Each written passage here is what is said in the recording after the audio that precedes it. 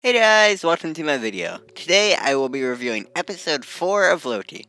As usual, this video will include heavy spoilers for this episode of Loki, and the show as a whole so far, so please don't watch this video if you haven't seen Loki yet and care about spoilers.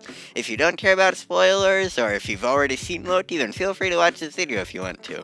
Anyways, I thought episode 4 of Loki was good. It was really intense. The music in this episode was so good. Even the preview before the episode even started had some great music. Besides that, stuff like the set design and visuals were, as usual, stunning. This is a show that I like pausing for a second just to see everything that is going on in the background, and I really like to take some time to appreciate all the work that went into this show. Besides that, I think this episode did a great job making me care about characters who I didn't really like all that much before. B-15 was someone who, I'll admit, seemed like a pretty one-dimensional character in earlier episodes. She just seemed like this really strong warrior who works for the TVA. In this episode, though, her character was really expanded upon, and she might be one of my favorites now. Besides B-15, Ravonna is another character who I was pretty impartial about before this episode.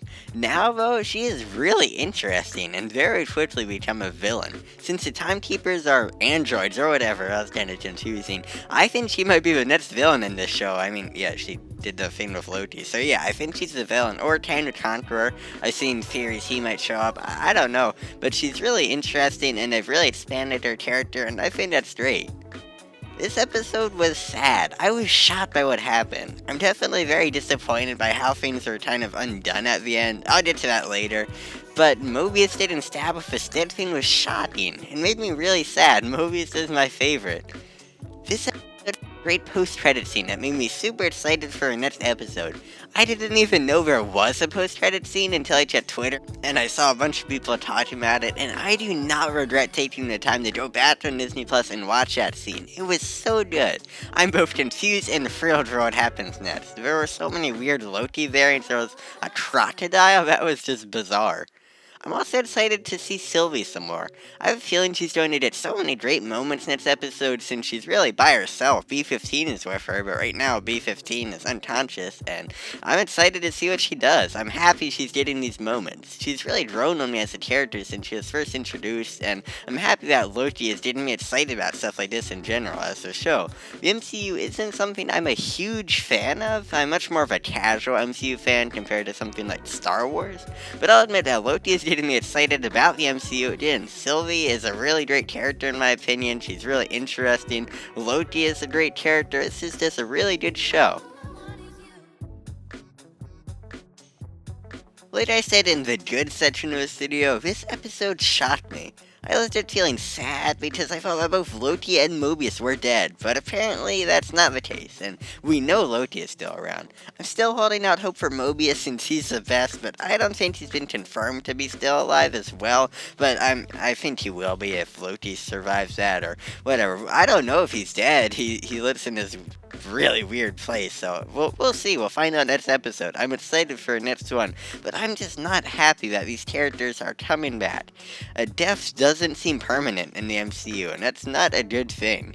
I just don't like how this episode tricked me out. I was surprised that Marvel was actually killing somebody off until I remembered that no one actually dies in the MCU. This episode killed people off until it didn't. I'm disappointed that they're faking this out and they're never really killing anyone off. Mobius might be alive, and I have a feeling he's in the same place Loki is, and he might be dead, so maybe I'm saying this all a little prematurely. Maybe Mobius is gone, unfortunately. But just the MCU is not a permanent place for death, and that is not a good thing. I said this in my last video, and I'm gonna reiterate again in this video. I am disappointed that this series is shaping up to be so small. This series is really going from point A to point B like how a movie does, and that is not a good thing in my opinion. A series is not a movie, yet Marvel seems to only know how to make movies. They've been making movies for so long, a series is just so different, and they're not doing well with it. The last episode of Loki, episode 3, was somewhat filler, when there was no time for filler. And now what we're getting isn't something with a very wide scope. What we're getting is good, but I don't think it's much. Everything has been very high quality, but it's just too similar to a movie. We get more time to expand on characters than we do in a movie, sure, but in Loki the plot is something with really only one goal. Even another 6-episode Marvel show, The Falcon and Winter Soldier, had 2 issues of the Flag Smashers and the legacy of Captain America's shield. Loki feels very small, almost self-contained. We'll see at the end, but it's just a really short show, and I don't like that. That's a really big weakness this show has. Anyways, this is a very entertaining episode of Loki, but I thought that was bad, and it seems like Marvel isn't really killing anyone off. The episode was a great change of pace from the last one, and I hope the rest of the season is like this. Too bad we're only getting 2 more episodes. It feels weird that this show is 2/3 of the way done. I feel like if the next 2 episodes stay around this 45-minute mark, they can be really good, and if they have a lot of content, of course. Well, runtime doesn't really mean much unless you actually have some good plot elements, and I think these episodes would. I'm confident for them. I really liked episode 4 of Loki. I rated an 8.75 out of 10. So thanks for watching guys, please like and subscribe if you enjoyed this video because it would really mean a lot.